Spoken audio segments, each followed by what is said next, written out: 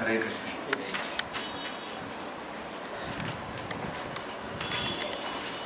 तर आपण आज 10वा अध्याय बघणार आहोत श्रीमद भागवतम.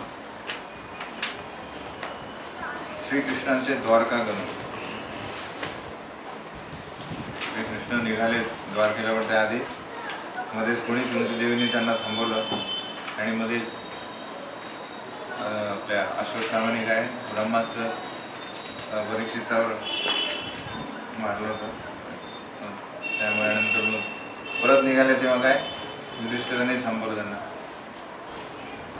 आणि त्यांचे जे प्रश्न होते, त्यांची जी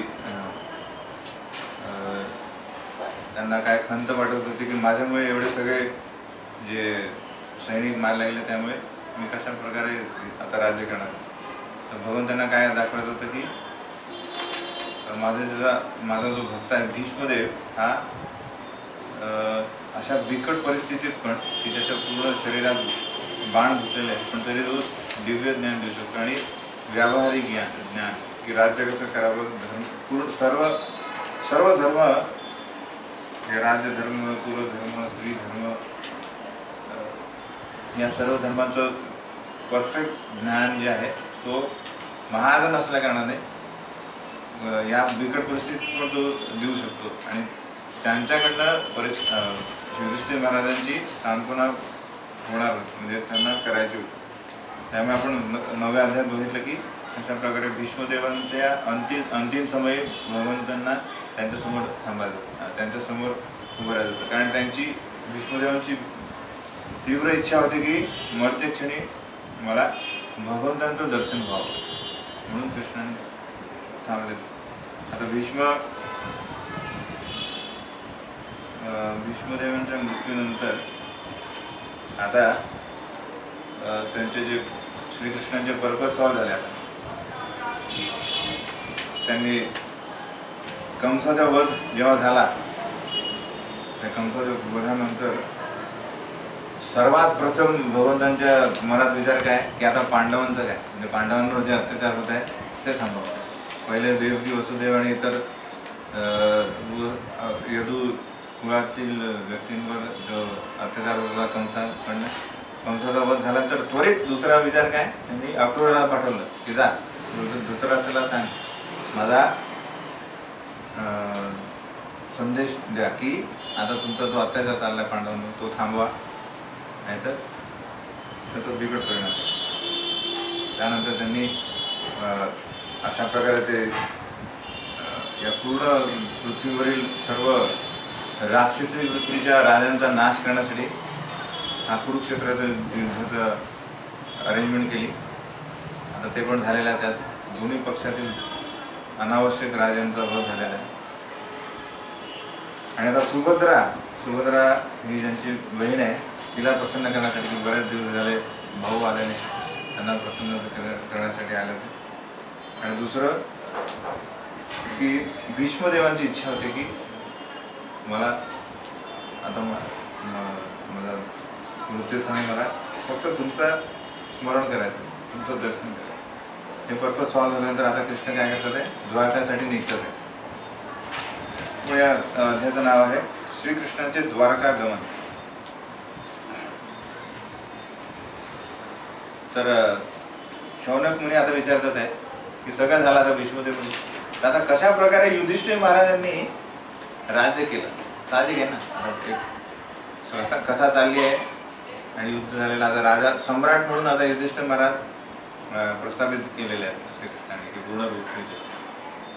तर त्यांनी आता कशा प्रकारे काय केलेलं आहे, राज्यकारभार सांभाळला, हा प्रश्न विचारला शौनक ऋषी.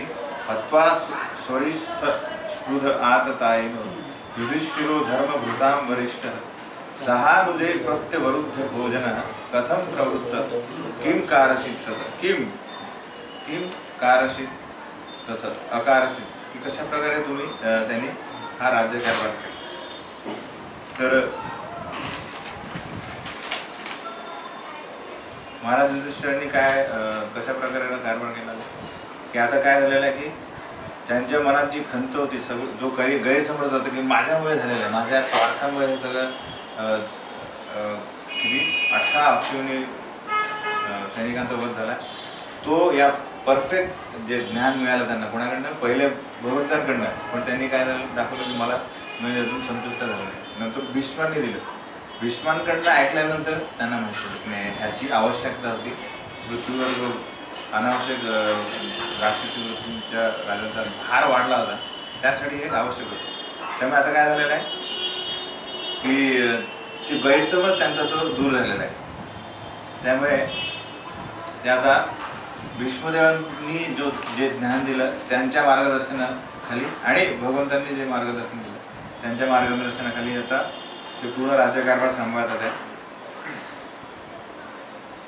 आणि अर्थातच या सर्व कारभारात त्यांना कोणाचं संरक्षण हवं आहे तर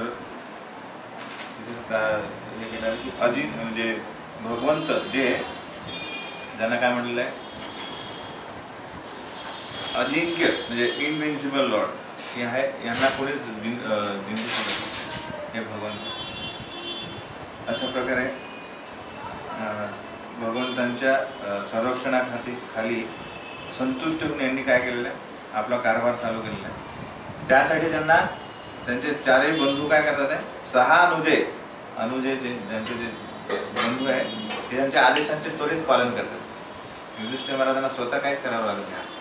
4 बंधू आहे, 4 दिशेला त्यांचा कारभार चालला आणि त्या बंधू पूर्णपणे काय आपल्या युधिष्ठिर महाराजांना त्यांनी सम्राट म्हणून स्वीकार केलेला. त्यामुळे त्यांनी ते सदैव तयार आहेत. आणि त्यांचा जो राज्यकारभार आहे युधिष्ठिर महाराजांचा आता याची तुलना कशाशी केलेली आहे, इंद्र जसा कारभार सांभाळतो या पूर्ण स्वर्गाचा आणि पूर्ण पृथ्वीचा, त्याप्रमाणे हे आता युधिष्ठिर महाराज ज्यांना कुणीच शत्रू नाही आहे, अजात शत्रू, ते आता इंद्रासारखा कारभार बघतात आहे. आणि असा पात्र राजा जो आहे ज्याला कोणी शत्रू नाही, याच्या राज्यात व्यक्ती जेव्हा राहतो तेव्हा काय होत आहे, कुठल्याच प्रकारे लोकांना त्रास नाही आहे.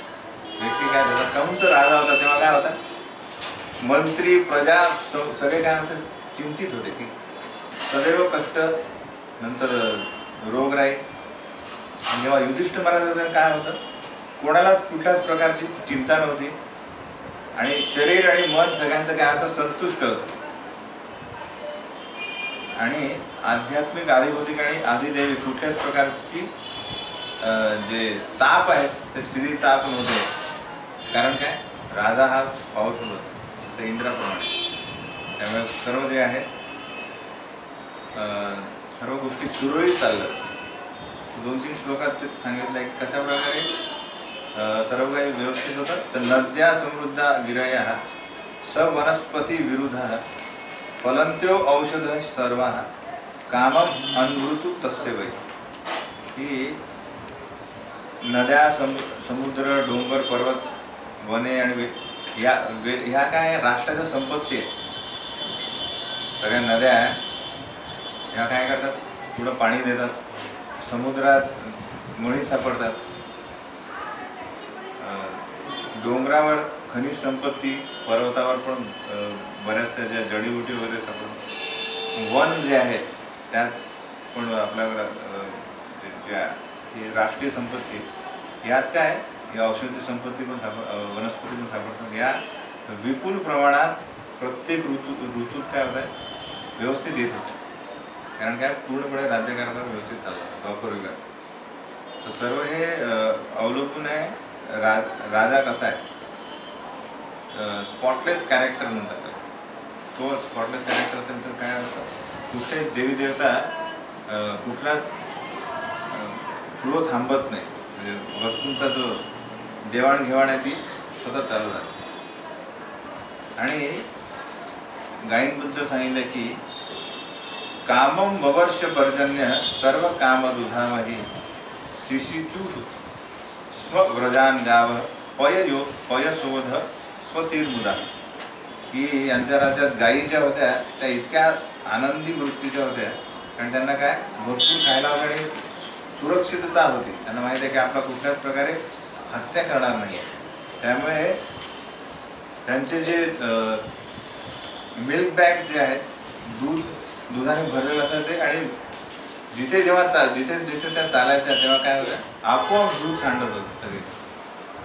आणि आपण बघतो की जे कलियुगात म्हणजे ॲक्च्युली पाऊस येण्याची व्यवस्थित पद्धत काय की रात्री पाऊस पडायचा आणि दिवसा पाऊस नसायचा. म्हणजे जे शेतकरी आहेत ते दिवसा काय करायचे शेतीत जे काय कामं करायचे. आता काय होतं दिवसा पाऊस असतो रात्री काही नसतं. म्हणजे काही लोक आपले कार्य करू शकत नाही. पण यांच्या कार्यकर्तेत काय होतं पर्जन्यवृष्टी व्यवस्थित वेळेवर सगळं होत होतं. तर शारीरिक रोग नव्हते. कुठलाच म्हणजे ऋतू जो आहे हा तीव्र नव्हता. म्हणजे उष्णता उन्हाळ्यात तीव्र नव्हती किंवा हिवाळ्यात जास्त शीतलता नव्हती. अशा प्रकारे जे आहे हा कारभार चालला होता. हे झालं उत्तर यांचं. पण आता शौनक ऋषींनी जे प्रश्न विचारला सुत गोस्वामी त्यांना उत्तर दिलं. तशा प्रकारे त्यांचा कारभार चालला होता. तर जे कृष्ण का एवढा वेळ थांबले म्हणजे विचार करा. द्वारका सोडून द्वारकेतले वाट बघतात आता की अजून आले नाही. युद्ध त्याच्या पूर्वी आता युद्ध झाल्यानंतर पण अजूनपर्यंत थांबलेले आहे 2-3 महिने. का थांबले ते तर उषित्वा हस्तिनापुरे मासान कतिपयान हरे. मासान कतिपयान म्हणजे काही महिने ते थांबले. का बरं सुहृदाम च विशोकाय स्वशुश्च प्रियकामया. 3 कारण होते की आपल्या युधिष्ठिर महाराजांना युधिष्ठिर महाराजांची सांत्वना करायला. कारण त्यांना माहीत आहे की यांना संतुष्ट करणं आवश्यक आहे. भीष्मदेवांना आपली असीम कृपा देण्यासाठी अंतिम समय दर्शन आणि सुभद्रा त्यांच्या बहिणीला प्रसन्न करण्यासाठी. कारण का प्रसन्न करणे आवश्यक काय होतं कारण युद्धात त्यांचा एकुलता एक पुत्र सुभद्रा आणि अर्जुनाचा अभिमन्यू याचा वध झाला. त्यामुळे त्यांना त्यांच्या सोबत राहून प्रसन्नता देणे आवश्यक. अशा प्रकारे या 3 कारणास्तव भगवंत जे आहेत आत्तापर्यंत थांबले होते. पण आता वेळ झाला. आता काही त्यांची काही पर्पज नाही म्हणून आता ते निघतात. ते निघतात आता काय जस्ट इमॅजिन जेव्हा आपल्याकडे ते पाहुणे आलेले आहेत खूप मोठे व्यक्ती आलेले आहेत. ते निघतात तर जनरली काय करतो आपण वातावरण म्हणजे फिजिकली काय करतो जे मोठे असतात ते त्यांना ते नमस्कार करतात आणि छोटे असतात ते त्या पाहुण्यांना नमस्कार. त्याच प्रकारे युधिष्ठिर महाराज हे कृष्णापेक्षा मोठे आहेत. त्यामुळे कृष्ण काय करतात आता मानवी रूपात आहे म्हणून त्यांचं युधिष्ठिर महाराजांचे पाय पडतात आणि युधिष्ठिर महाराज त्वरित त्यांना गळाभेट घेतात. अर्जुन हा त्यांचा मित्र असल्यामुळे त्यांचे गळाभेट घेतात. पण भीम आणि अर्जुन हे समवयस्क आहे. त्यामुळे हे ते काय करतात आहे एकमेकांना गळाभेट देतात. पण नकुल आणि सहदेव लहान असल्या कारणाने ते भगवंतांचे पाय पडतात. अशा प्रकारे आणि ते आपल्या रथावर चढतात. ते झाल्यानंतर काय आहे तर या राजवाड्यात ज्या कुरु राज्यात ज्या स्त्रिया आहेत त्यांच्या म्हणजे जे इतर रिलेटिव्ह आहेत म्हणजे मोठे त्यांच्यात काय हालचाल चालली आहे म्हणजे सुभद्रा, द्रौपदी, कुंती, उत्तरा, गांधारी आणि युयुत्स, द्रुपद म्हणजे आणि सत्यवती या सगळ्या काय वरिष्ठ स्त्रिया ज्या आहेत कुरुवंशातल्या त्यांच्यात काय धावपळ उडालेली आहे. तर स्त्रियो मत्स्य सुदादया न सेहिरे विमुह्यंतो विरहम शांग्र धन्वया की ज्यांचा श्रीकृष्णांचा विरह त्यांना सहन होत नाही. त्यामुळे काय झालं ते जणू काही ते मूर्छित होतात आहे आणि भगवंत चालले आता आत्तापर्यंत आमच्यासोबत होते. तर ते त्या विरह सहन न झाल्यामुळे ते जवळपास काय होतं ते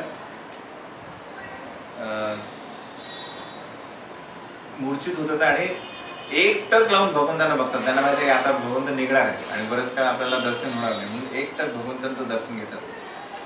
आणि जसं होतं की नाही, अरे काय राहिलं, इकडे तिकडे पळतात आहे, अरे काही हे दिलं की नाही, मी ते दिलं की नाही. स्त्रियांचं असं असतं की अरे ते झालं, धावपळ इकडे तिकडे आतमध्ये अशी त्या स्त्रियांची परिस्थिती झाली आहे.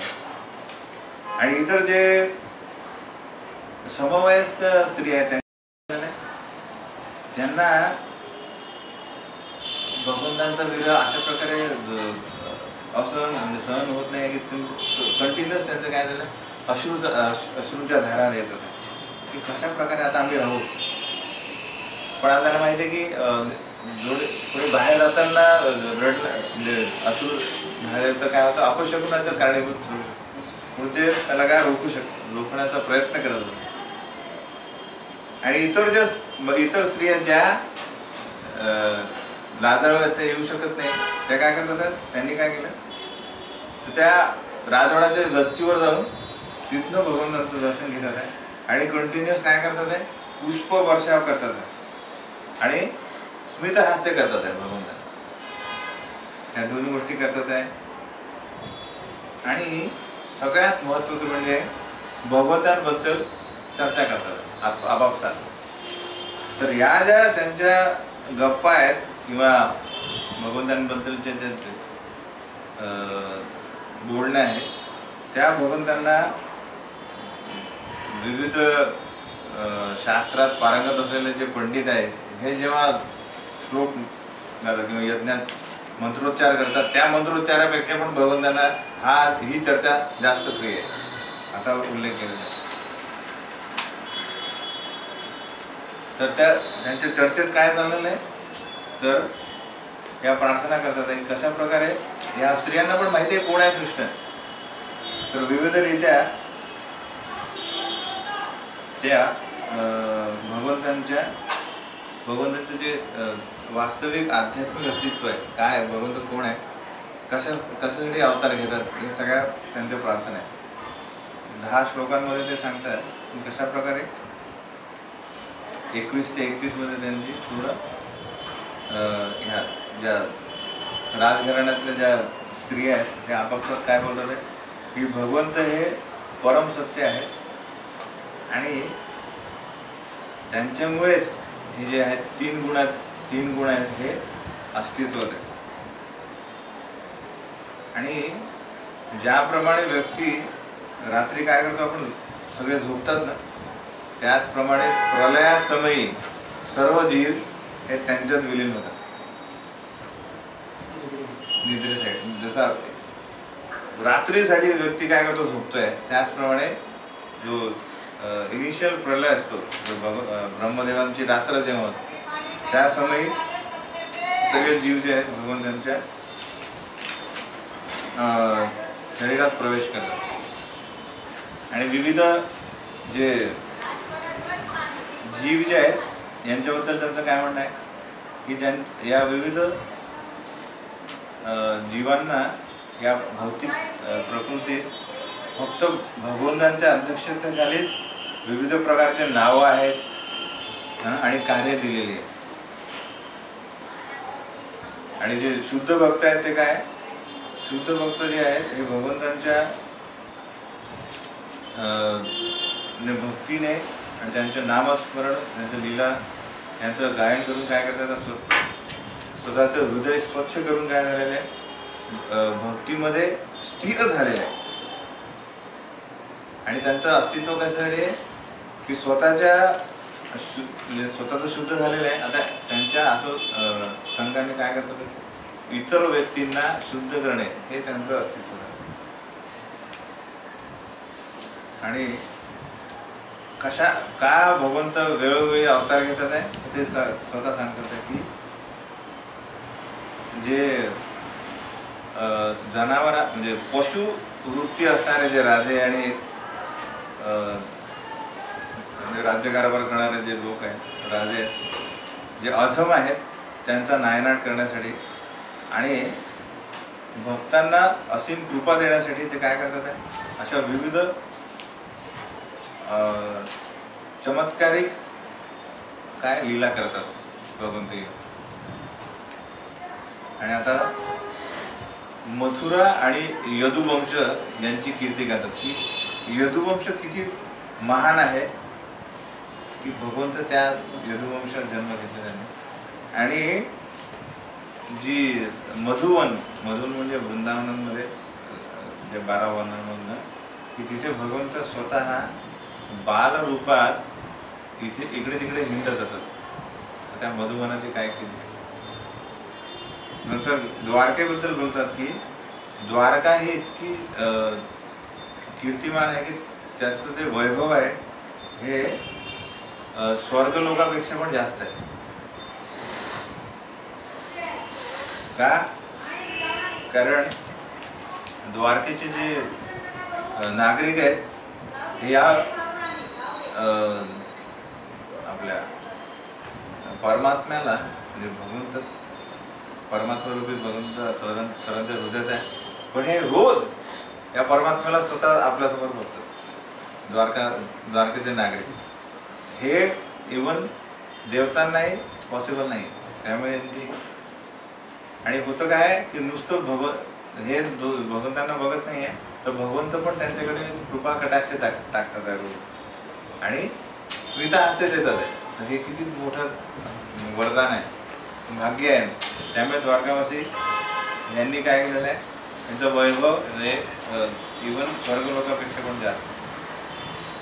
आणि या व्रजभूमीतले जे गोपी आहेत आणि त्यांच्या द्वारकेमधल्या ज्या पत्न्या आहेत, यांचं काय भाग्य आहे की यांनी खरंच या कोण इतर ह्या ज्या स्त्रियाच आहेत, कोण रॉयल आपल्या कुरुवंशातल्या स्त्रिया आता व्रजभूमीतल्या ज्या गोपी आहेत आणि भगवंतांच्या ज्या पत्न्या आहेत द्वारकेतल्या, यांची स्तुती करतात की काय कुठल्या प्रकारचे त्यांनी व्रत केलेले आहेत,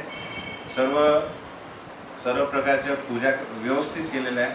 त्यामुळे त्यांना आता काय केलेलं आहे, भगवंतांच्या अधराचा जे अमृत आहे त्याचा पान करू शकतात. याचा आणि ज्या स्त्रियांना हा वरदान प्राप्त झालेलं नाही आहे, तो वरदानाची फक्त इच्छा करूनच त्यांना ते मूर्छित होतात आहे की हे भाग्य आम्हाला कधी प्राप्त होईल. तर हे भाग्य त्यांना कुठे मिळालं, कोणाला मिळालं आहे, त्यांच्या पत्न्यांना आणि गोपींना.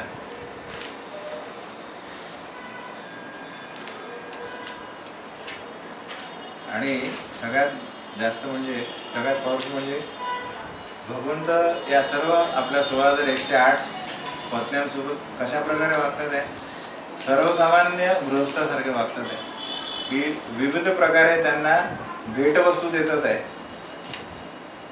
आणि कधीच त्यांना एकटं सोडत नाही. प्रत्येक महालात भगवंत आहे. त्यामुळे प्रत्येक पत्नीला काय वाटतंय की फक्त भगवंत माझ्यासोबतच आहे. अशा प्रकारे जो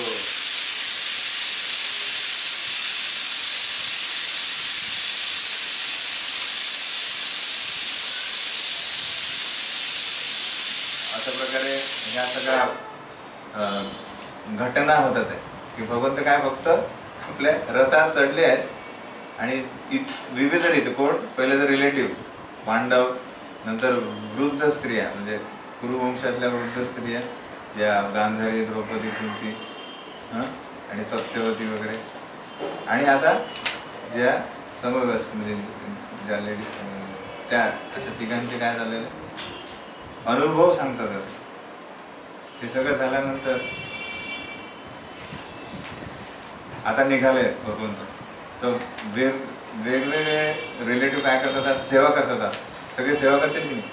आपण काय मी त्यांची बॅग उचलतो, आपल्याकडे पाहुणे आले तर त्यांना प्रसन्न करण्यासाठी काय करतो, मी त्यांची सुटकेस पकडतो किंवा मी टॅक्सी आणतो, हे की नाही, किंवा मी हे त्यांचं पॅकिंग करतो किंवा काहीतरी खायला करतो पॅकिंग. असं त्यासाठी भगवंतांना खुश करण्यासाठी काय करतात आहे. तर अर्जुन काय करतात आहे, तर अर्जुनांनी एक छत्र त्यांच्यावरती ठरलेलं आहे की त्यांना ऊन लागू नये. आणि या ही जी छत्री आहे ही रत्नजडित छत्री आहे, ही साधारण छत्री नाही आहे. आणि हिची जी झालर आहे ही कुठली आहे, ही मण्यांनी ओवलेली आहे तिथे झालं. सात्यकीने उद्धव काय करतात आहे तर चावर देतात आहे. चावर एक फॅन असतो आपण बघतो भगवंतांना चावर. उद्धव आणि सात्यकी चावर फॅन देतात आणि इतर सगळे काय करतात आहे भगवंतांवर पुष्पवर्षा करतात. वरतू पण चाललाय इतर आणि ब्राह्मण सतत काय करतात आहे स्तुती करतात भगवंतांची. इतर जे असे सगळं वातावरण बघ म्हणजे आपण यू कॅन इमॅजिन करा की भगवंत चाललेला आहे. मोठा असा समुदाय आहे. पांडव स्त्रिया विविध राज्यकर्ते आणि प्रत्येक जण काय करतात आहे कुठल्या ना कुठल्या प्रकारे सेवा करतात. आणि सगळ्यांच्या मनात काय आहे एकच गोष्ट आहे की अरे कृष्ण जे आहे ते आता निघाले तर कसं होईल. तर हा एक श्लोक आहे काय जो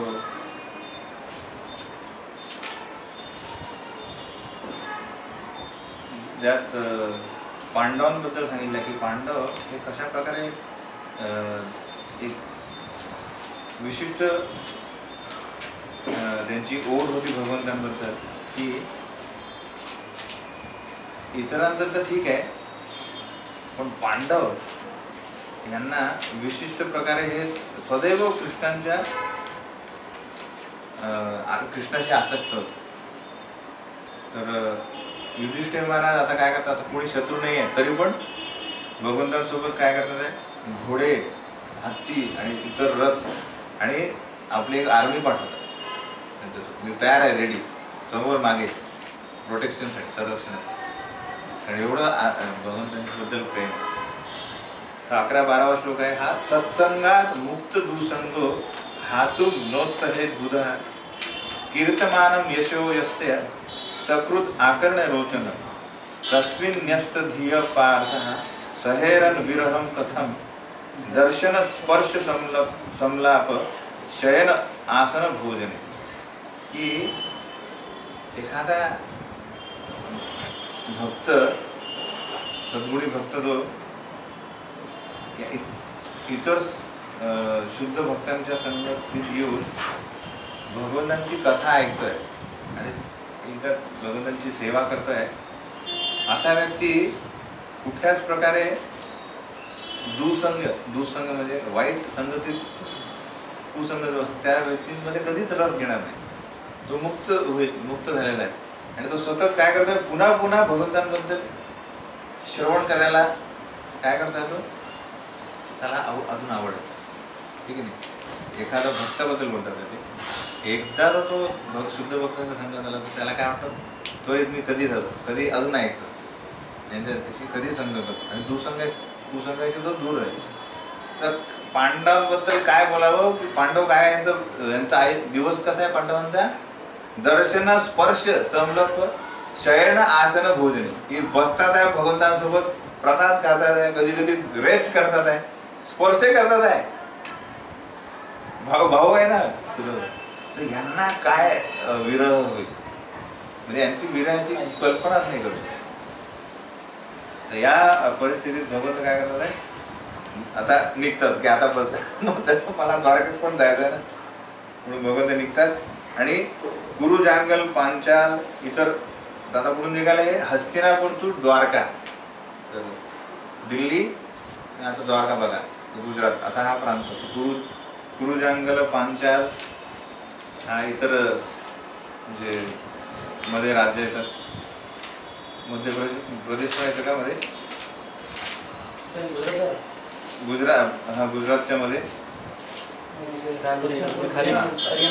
शूरसेना ब्रह्मवर्त कुरुक्षेत्र मत्स्या सारस्वत्य सौवीर आहे ना ते आपला गुजरातमध्ये अशा प्रांतातून भगवंत द्वारकेला जातात आणि प्रत्येक संध्याकाळी जिथे पण असेल भगवंत काय करतात स्वतःची जी यात्रा थांबवतात का कारण संध्याकाळची साधना आहे आणि तिथे प्रार्थना आपलं विश्रांती करणे पुन्हा दुसऱ्या दिवशी अशा प्रकारे भगवंतांची स्वारी जी आहे ही पुढे निघाली द्वारकेला निघाली. अशा प्रकारे हा 10वा अध्याय संपतो. तर आता 11व्यात आपण बघू की कशा प्रकारे आता द्वारकावासी उत्सुक आहे की भगवंतांना वेलकम करणे. आता आपण बघितलं की पाहुणे निघाले, पण आता आपल्या घरातील एक व्यक्ती जो पुष्कळ दिवसानंतर येतोय, तर त्याला कसं आपण वेलकम करू?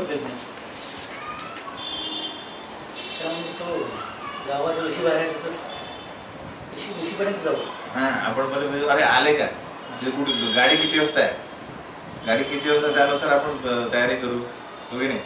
तर भगवंत या 11व्या अध्यायाचं नाव आहे श्रीकृष्णांचे द्वारकेत आगमन. तर जो व्यक्ती आहे तो पहिलेच फोन करतो की मी या गाडीने येतोय.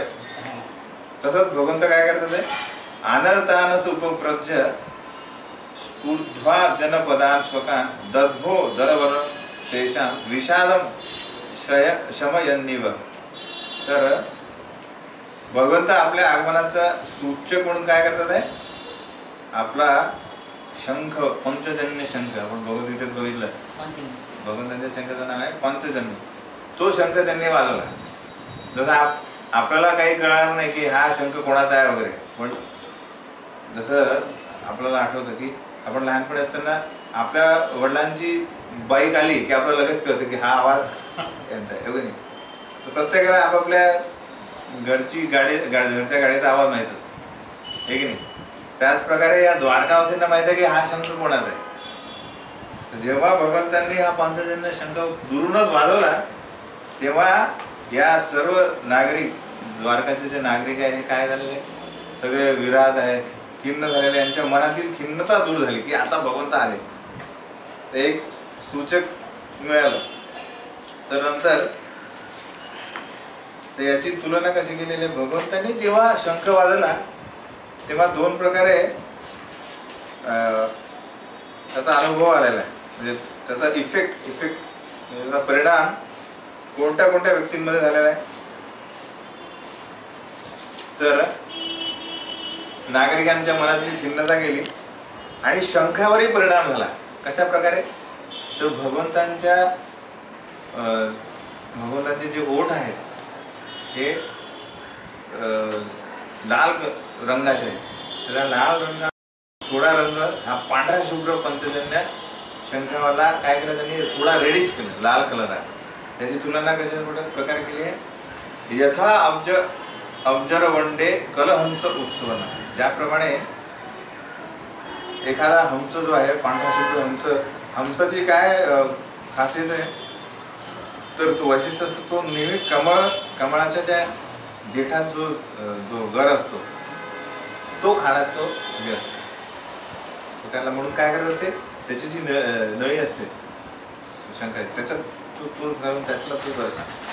तर तो यांचा याची तुलना अशी केलेली की भगवंत शंख वाजवत आहे, तर तो कसा दिसतोय, तर पांढरा शुभ्र जो हंस आहे तो लाल रंगाच्या कमळाशी काय करत आहे, तो खेळतोय अशा प्रकारे. मग तिसरा काय, भगवंतांच्या शंखाची तुलना कशाची केली आहे, ती भगवंतांचा शंख असा आहे की तो तमुपश्रुत्य निनदम जगत भय भयावह.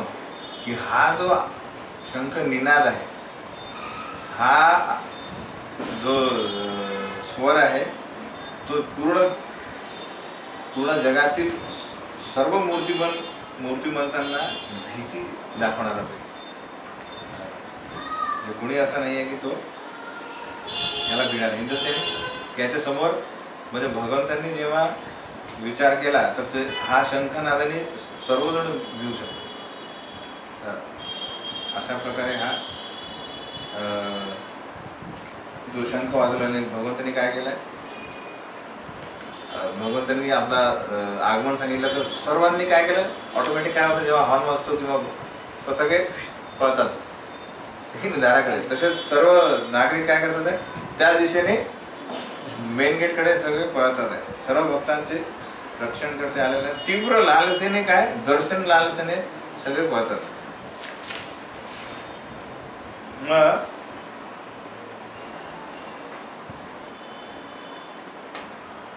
तर हां, म्हणजे मला सगळ्या त्या नागरिकांचा रिस्पॉन्स काय आहे, प्रतिसाद त्यांनी काय दिला, त्यांनी लगेच म्हणजे त्या मेन गेटकडे त्यांनी प्रस्थान केले आणि सगळे काय करायला लागले, भगवंतांच्या काय करायला स्तुती करायला लागले.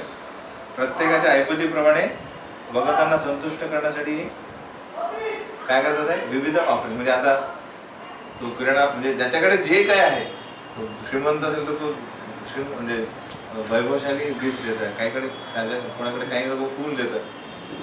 जे काही आहे आपल्याकडे चांगलं बेस्ट ते आपल्या ऐपतीप्रमाणे भगवंतांना गिफ्ट म्हणून आणतात, भेटवस्तू. आणि ज्याप्रमाणे लहान मुलं जेव्हा वडील माणसं आल्याच्या नंतर जे कसे बोलतात तुटक शब्दात, त्याप्रमाणे या नागरिकांच्या स्तुती जी आहेत ती भगवंतांना त्याप्रमाणे वाटली. तुलना कशी केली की नागरिक त्यांची जी वाखाणणी करतात आहे त्याची तुलना एखादा लहान मूल जेव्हा आपल्या वडिलांशी बोलतं तेव्हा कसा तुटक शब्द तशी एक तुलना केली. आणि नंतर काय म्हणजे ही कशा प्रकारे स्तुती करतात आहे ते, तर भगवंतांचं प्रधानत्व जे आहे, जे ब्रह्मा, शिवा, सनतकुमार, जे चतुष्कुमार आहे, या सगळ्यांपैकी हे सगळे काय सगळे भगवंतांची पूजा करतात. हे विविध श्लोकांमध्ये भगवंतांची स्तुती करतात आहे. त्यात ते काय दर्शवतात आहे, तर भगवंतांचं प्रधानत्व पूर्ण सृष्टीत सगळ्यात प्रधान व्यक्ती कोण आहे, तर भगवंत आहे. कारण इतर देवी देवता सगळे भगवंतांची पूजा करतात आणि हे करण्यातच त्यांचा सगळ्यात मोठा लाभ आहे. कारण हा जो अविनाशी काळ आहे हा पण भगवंतांच्या आड येऊ शकत नाही, कारण तो काय भगवंतांचा एक एक्सपान्शनच आहे. आणि वैयक्तिक प्रतिसाद कसा आहे व्यक्तींचा, तर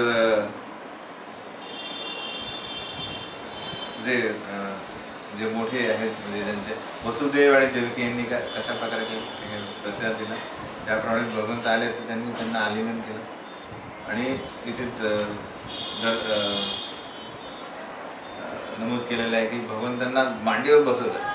तर विचार करा, भगवंतात या आता वय त्यांचं 125 वर्ष वय, पण द्वापर युगात प्रेम, आता प्रेमाचं हे झालेलं आहे कलियुगात, पण तेव्हा अश्रू ठरतं की हा हे लहानच आहे आपल्यासाठी.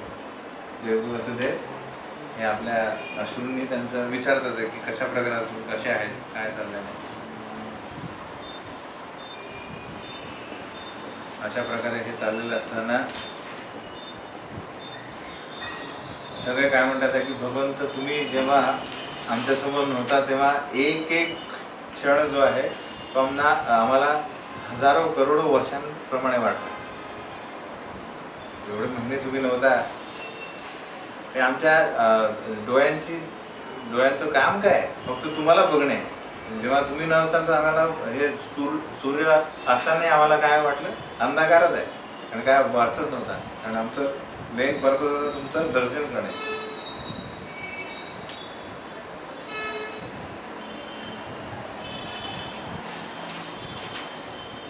आता सगळे जे त्या सगळ्या प्रश्नांचा भेटवस्तू हे सगळं ऐकल्यानंतर भगवंतांचा काय प्रतिक्रिया होती, भगवंतांनी सगळं स्वीकारलेलं आहे, सगळ्या भेटवस्तू प्रशंसा स्वीकारल्या आणि द्वारकेत प्रवेश केला.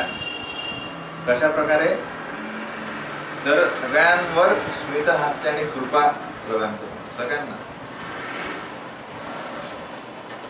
आणि आता जेव्हा त्यांनी प्रवेश केला द्वारकापुरी, तर द्वारकेची सजावट कशा प्रकारे केली ती पण या अध्यायात सांगितले की कशा प्रकारे या शहरातले जे मेन दरवाजे होते त्याच्यावर काय केलं त्यांनी, आपले आंब्याची पानं त्याचे तोरणं लावले, केळीच्या झाडाचे जे खांब असतात ते लावले. आणि सगळीकडे काय तर ॲक्च्युली फळं फुलं आणि जे धान्य असतं ते सतत रांगोळ्या धान्य हे सगळीकडे ठेवलेलं आहे. आणि दही आणि ऊस आणि जे पाण्याने भरलेले जे गडू असतात तांबे ते सगळीकडे ठेवले. म्हणजे उत्सव साजरा करतात आहे. भगवंत आले म्हणून द्वारकापुरीत काय आहे अशी सजावट केलेली आहे की मोठा उत्सव झालेला. आणि सगळे रस्ते बाजार सगळं काय स्वच्छ करून टाकलं होतं. ॲक्च्युली सगळं स्वच्छ आहे पण भगवंत येतात म्हणून अधिक स्वच्छ केलेलं आहे. आणि अशा प्रकारे उत्सव साजरा करतात आहे. एकदा भगवंत आतमध्ये गेल्यानंतर सगळ्या वरिष्ठांनी काय केलेलं त्यांना आलिंगन केले. आणि आता आलं मेन तर त्यांच्या ज्या पत्न्या आहेत पत्नीने काय झालेलं आता एवढा विरह आहे पण डायरेक्टली जाऊ शकत नाही म्हणून काय केलं त्यांनी त्यांच्या आपल्या मुलांना पहिले आलिंगन करायला पाहिजे. तर हा एक प्रकारचा इनडायरेक्ट आलिंगन आहे. म्हणजे पत्न्यांना म्हणजे जेव्हा मुलगा किंवा मुलगी आलिंगन करतात तेव्हा त्यांचं थ्रू ते पण त्यांनी मनात भगवंतांना आपल्या डोळ्यांनी काय केलं भगवंतांना आपल्या मनात प्रवेश केला म्हणजे मनात घेतलं आणि त्यांना आलिंगन करायला सुरुवात केली. तरी त्यांचे अश्रू थांबले नाही कारण हा बराच काळ गेला होता त्यांची भगवंतांची भेट नव्हती. आणि ते नमूद केलं की द्वारकेत पण ज्या वैश्य असतात त्यांनी पण भगवंतांची स्तुती केली. हां तर प्रभुपाद याच्यावर लॉंग म्हणजे मोठा एक तात्पर्य देतात की द्वारकेत वैश्य असणं तर काय जरुरी आहे हो की नाही. तर जसं एखाद्या शहरात सरकार काय करतं दारू काय म्हणतात त्याला परमिट बार म्हणजे त्याला काय म्हणतात परमिटला काय म्हणतात हां परवाना म्हणजे परमिट बार असतात की तिथे म्हणजे याचा अर्थ काय की सरकारला वाटतं काय सगळ्यांनी दारू प्यावी नाही पण त्यांना माहीत आहे की काही व्यक्ती काहीही केलं तरी दारू पिणारच. त्याच प्रकारे जे असे व्यक्ती ज्यांना स्वतःच्या इंद्रियांवर संयम नाही आहे ते काहीही केल्या काय करतील आहे. समजा या पूर्ण समाजात वैश्य ग्रुप नसेल तर काय करतील ते पूर्ण समाजात ते फैलवतील. म्हणून समाज व्यवस्थित चालावा म्हणून या जसं सरकार पण काय करतं की दारू परमिट रूम बनवतं त्याप्रमाणे हा ग्रुप पण असायला हवा. जेणेकरून काय होईल की कारण हे लोक काय करतील काहीही करो पण ते अवैध संघ करतीलच. त्यासाठी ते समाजात विविध प्रकारे हा न फैलवता त्यांच्यासाठी हे अशा प्रकारचे हे अरेंजमेंट. पण तर ह्या ज्या वैश्य आहेत ह्या साधारण नसून या भक्त आहेत भगवंतांना. तर कुठल्याच प्रकारचे जे आपलं कार्य आहे ते कार्य आपल्याला भक्तीपासून दूर करू शकत म्हणजे भक्तीत बाधा आणू शकत. त्या या साधारण नसून काय भगवंतांच्या भक्त आहे.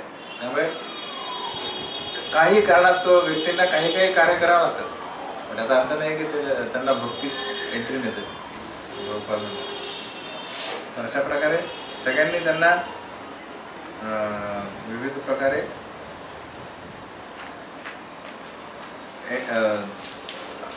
वेलकम केलं.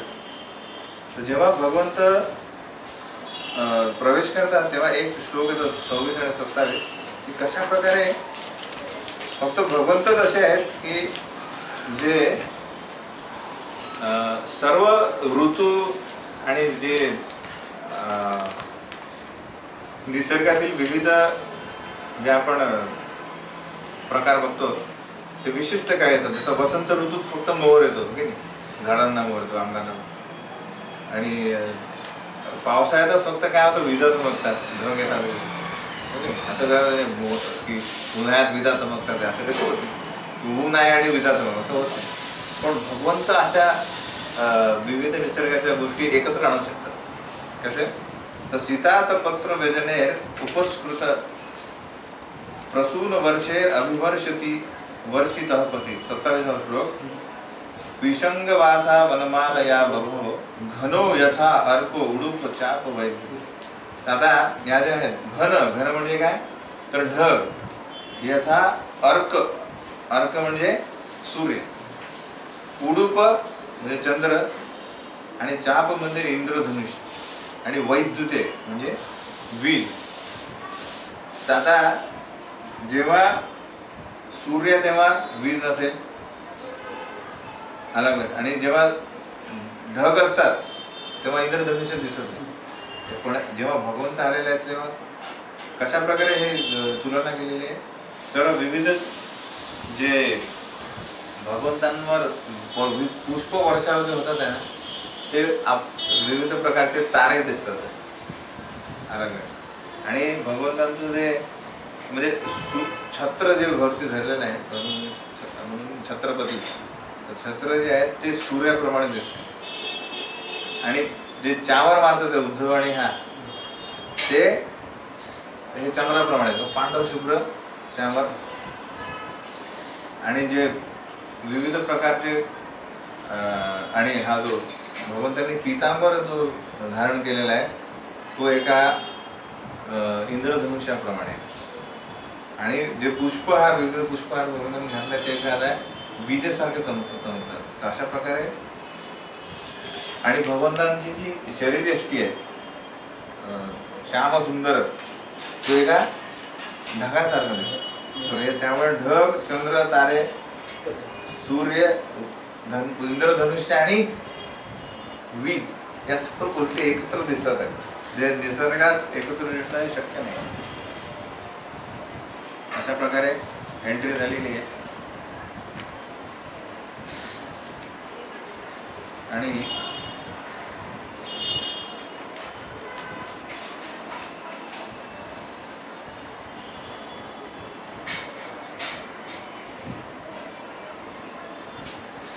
तर मेन ज्या भगवंतांच्या ज्या पत्न्या आहेत या विविध रीत्या काय करतात आहे भगवंतांना उत्तेजित करण्याचा प्रयत्न करतात। पण भगवंत कोण आहे आत्माराम आहे। तर हा जो मदन आहे, मदन म्हणजे जो काम आहे मदन, हा इतका शक्तिशाली आहे की त्यांनी शिवजींना पण आपला बळी केलेला आहे। पण हा जो आहे ह्या ज्या स्त्रियांनी विविध प्रकारचे हास्य आणि विविध प्रकारे कटाक्ष टाकून भगवंतांना ज्या प्रेरित करण्याचा प्रयत्न करतात आहे त्यांचा या भगवंतांवर काहीही उपयोग होत नाही। म्हणजे त्यांचं काय आहे की त्या भगवंतांना एजिटेट करू, भगवंतांचे जे इंद्रिय आहेत दिव्य इंद्रिय त्यांना एजिटेट करू शकत म्हणजे प्रक्षुब्ध करू शकत नाही, कारण भगवंत स्वतःच काय परिपूर्ण आहे। तरीही भगवंत काय करतात आहे एखाद्या सर्वसामान्य गृहस्थाप्रमाणे सर्वांशी प्रेमाने वागतो, अशाप्रमाणे की मी तुमच्या वश म्हणजे मी तुमचाच आहे, म्हणजे मी तुमचा एखादा गृहस्थ कशाप्रमाणे असेल की म्हणजे त्यांच्या सर्व ज्या गरजा आणि इच्छा काय करतात त्या पूर्ण करतात। अशा प्रकारे हे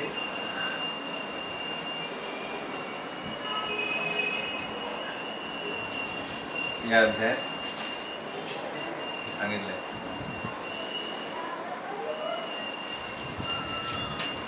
आणि तर ही उपमा एक दिलेली आहे की कशा प्रकारे या ज्या स्त्रिया आहेत या भगवंतांना आपला एक पती म्हणून समजतात, पण त्यांना माहित नाही कृष्ण आहे ते कृष्ण आहे बाबा, हे सच्चिदानंद विग्रह परमात्मा आणि पूर्ण सृष्टीचे निर्माते आहे।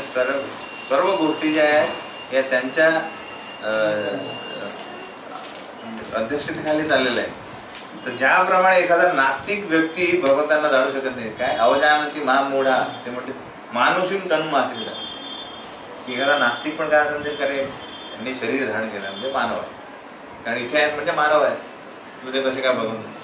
ज्याप्रमाणे नास्तिक भगवंतांची कीर्ती जाणू शकत नाही, त्याचप्रमाणे या स्त्रिया त्यांना काय समजतात माझे पती आहेत आणि मी यांना आमच्या याने पुढे बांधू शकतो प्रेमाने। तर ही तुलना आहे।